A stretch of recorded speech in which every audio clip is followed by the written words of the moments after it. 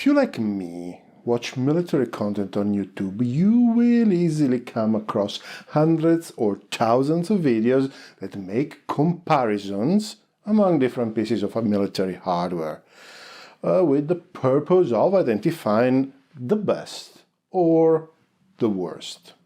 I always thought that this is a simplistic way to look to a very complex issue.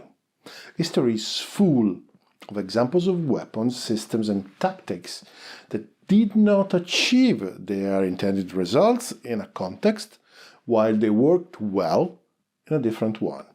This is no less true in case of modern military combat planes. The second element to be considered is the interaction between technology and psychology, and that may have really an unpredictable outcome. Aspects like the national character or the historical and geopolitical placement of a country may have influences far higher than the fighter specifications.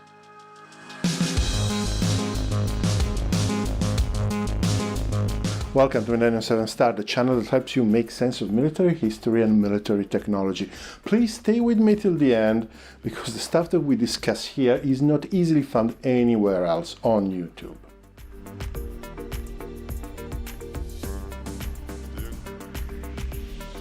Historically, the quest for hard specifications have been relentless. Speed, altitude, maneuverability, all of these have spectacularly increased in the century of aviation. And indeed, there were good reasons, but there is also an underlying assumption. Better performances always lead to improved combat effectiveness.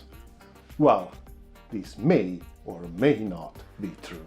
Since measuring combat power and effectiveness is difficult, while measuring performance it is easy, the latter is often used as a proxy for the first. The problem also lies in the fact that the human brain instinctively thinks in terms of good and bad, high and low. Our perception and judgment tend to favor a single number as the descriptor of the quality of anything. We still give a single mark to school essays, while in many cases there may be different aspects that should be assessed and validated. The economic thinking is full of indexes, attempting to describe with one number highly complex phenomena that would be better described with a more detailed model.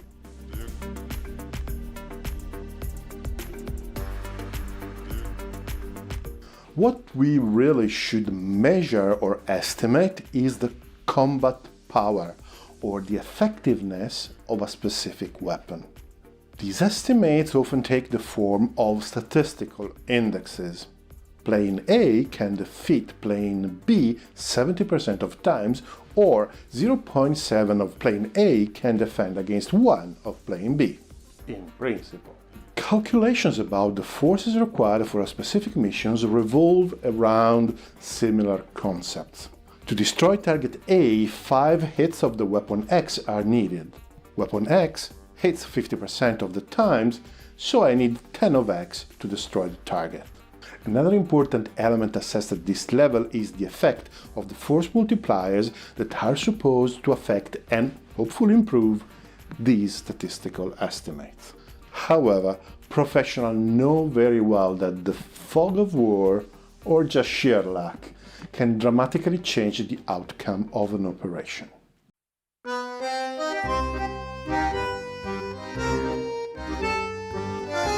During the night between the 1st and the 2nd of May 1982, the Argentinian Navy was getting ready to strike at the British task force sent in the area to recover the Falkland Islands. The British received intelligence of the Argentinian plan, but they did not know the exact location of the Argentinian fleet. The carrier F25 do Meio was planning an attack from the northwest. The Argentinians had a good idea of the position of the British forces because a Grumman tracker succeeded in locating the British task force a few hours before. The plan was to execute a surprise attack, and the intended target was one of the British carriers, the Hermes or the Invincible. The attack had to be executed by the A4Q Skyhawks of the 3rd Fighter and Attack Naval Air Squadron. The commander of the squadron, Captain de Corbieta Rodolfo Castro Fox, remembers. 6 A4Qs were prepared for action, each armed with 4 Mark 82 bombs. I was to lead the attack, and a further aircraft would have been raided in reserve, and another to act as a tanker for the return.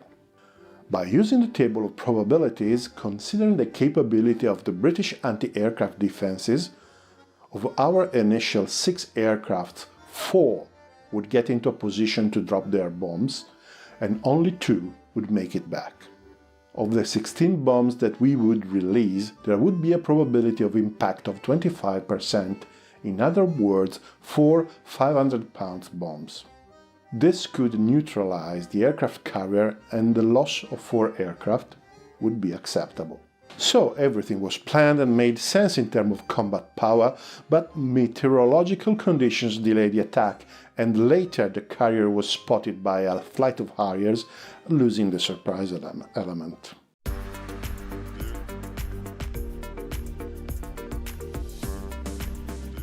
The other element that is often forgotten in the comparison is the pilot, and in general the interaction of the pilot with the whole tactical environment. This is particularly true today, since the range of weapons has dramatically increased and the pilot eyes are no longer the main sensor, even if they still have a role that is far more important than commonly believed. Number, range and discrimination of sensors, a typical hard and measurable performance, are less important than the quality of the information presented to the pilot. Good sensors are obviously a good base for the quality of the information, but the way the information is presented to the pilot is more important. Typical examples of low-quality information may be the following. Uncertain information presented as certain, like targets identified with some level of uncertainty that are presented as fully identified. Duplicating information like a track that is identified by the radar and the electronic support measures, but it is represented like 2 separate tracks. Irrelevant information like routine warnings being raised in a difficult or a combat situation.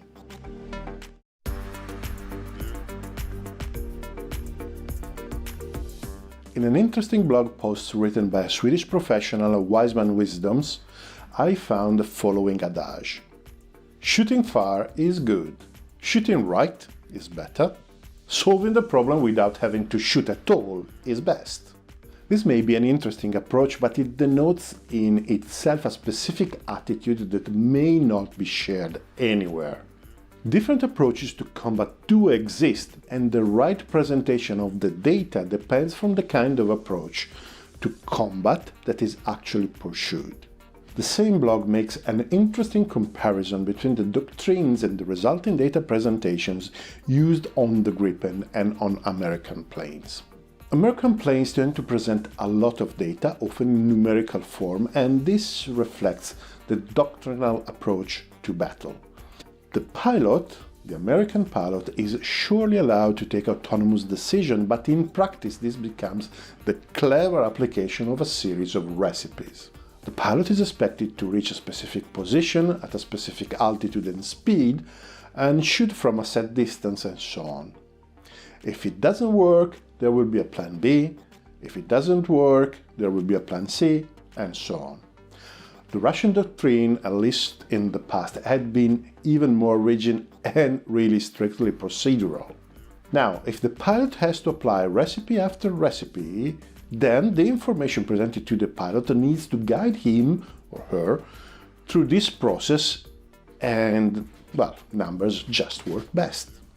The Swedish Air Force, but also the French, have taken a different approach, with pilots expected to rely more on the capability of reading the situation and finding the best solution for the problem, even if it was against the stated procedures.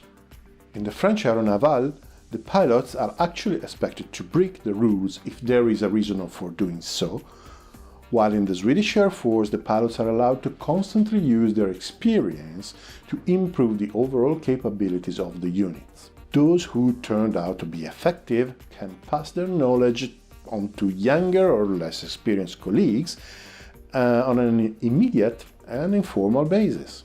In such an environment, the quality of the data presented depends from the ability of the system of answering the questions that the pilot is asking.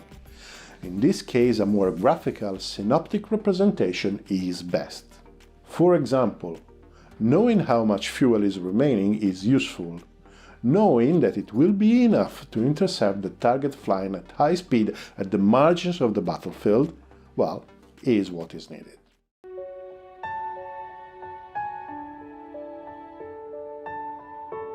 In general, the more complex a system is, the more complex it is to describe features and interactions, and the modern Air Force is one of the most complex systems in existence.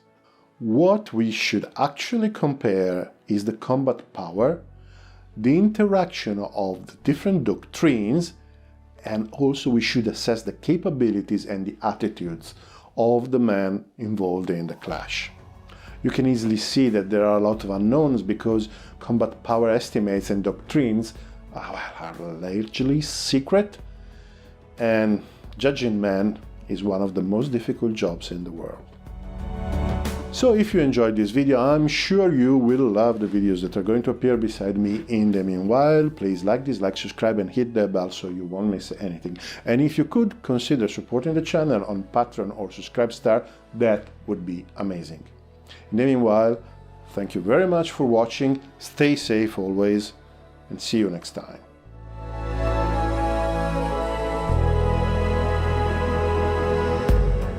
Done!